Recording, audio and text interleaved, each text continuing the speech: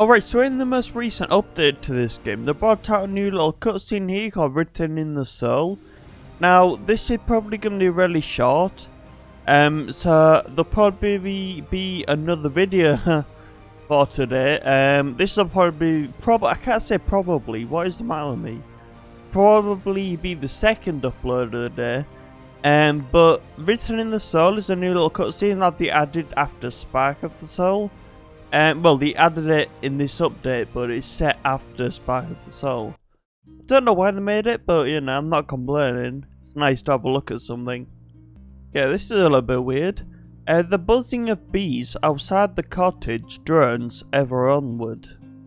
Inside, oblivious to the noise, or perhaps grown used to the sound, a boy, almost a man, kneels above his crying sister. The girl is young, just starting to learn the traditional beekeeping trade, and she sits clutching her face, light blonde hair tumbling down her falling tears. The boy whispers, hurriedly, eyes darting to the curtain covered windows. The girl repeats what she had taught, a mantra of comfort, as she peeks at her brother through her fingers. The boy is insistent. He tells his sister that she will be taken away, that their family will never see her again. The girl sobs loudly as she reaches out for her brother. How could this happen? Why her? Why magic? A pair of masked and robed people, magisters, with their tall misshapen hoods, approach the cottage as an out-of-season rain falls, threatening to soak the beehives. A sharp knock and the door opens. The father, a tall bearded man, tries to speak, but is cut off with a wave of the magisters. A hushed conversation. The mother sits at the table, holding her head. The father tries to speak more forcefully.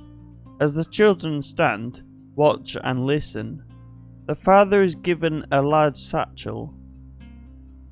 The magisters invited by the father enter the house as the brother steps in front of the sister, arms outstretched, attempting to shield her from their sight. One of the magisters sighs, beginning a practice speech, an entreaty. The father, and then, with some encouragement, the mother, plead with the boy as well. He is not convinced.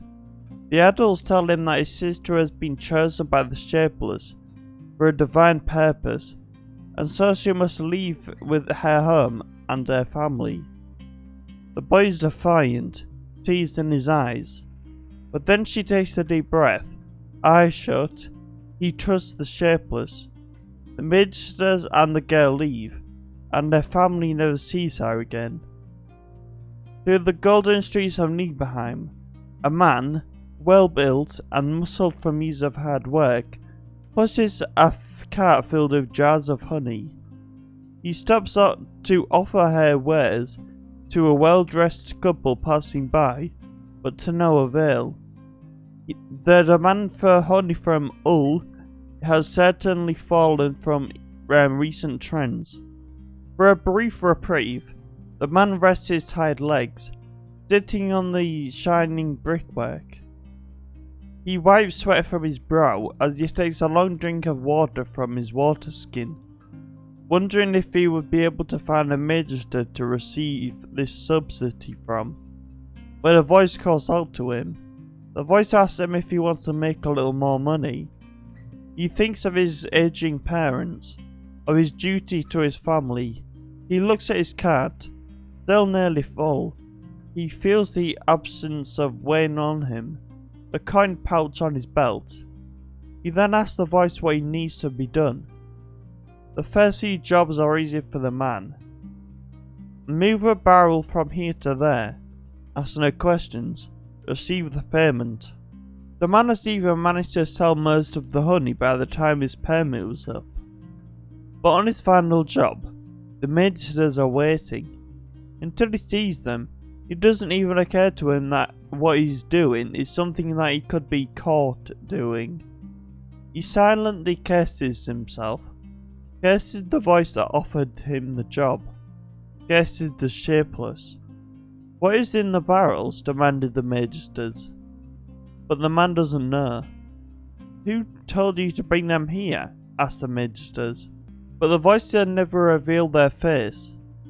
And so the man is brought before the shapeless, a towering form of faces and mouths, just like in the paintings and figures. The man is bound to be punished for his crimes, not to awe of his god. The money from the honey cat can be even sent back home to his parents by the magisters, which are of some relief at least. But such comforting thoughts are broken by the heavy crunching of footfalls as the shapeless steps forward. A flood of thoughts, possibilities and panic rush through his mind. If only he had been more careful. If only he had thought of his actions. If only. The crowd roars as the unfortunate soul to his right is devoured. He looks out to the magisters overseeing the punishment, uncaring and passive behind their masks. He begs them in his mind, pleads with them to offer the shapeless his apologies. He receives no response. He closes his eyes, praying to anything, anyone. The drone of the crowd reminds him of the bees back home. He opens his eyes, wishing, expecting, hoping to be safe on the farm. The shapeless turns to him. One of the magisters turns away. Complete quest. Okay, I'm sorry, lost soul, but I remember your sacrifice. Okay, that was really cool. A nice little text-based cutscene. It kind of gives some... But it's not really, I don't think it's part of any story. I just think it's like a little extra, but that's really cool. I like that. But yeah, thank you for watching this one. I guess I'll see you all in the next video. Bye bye.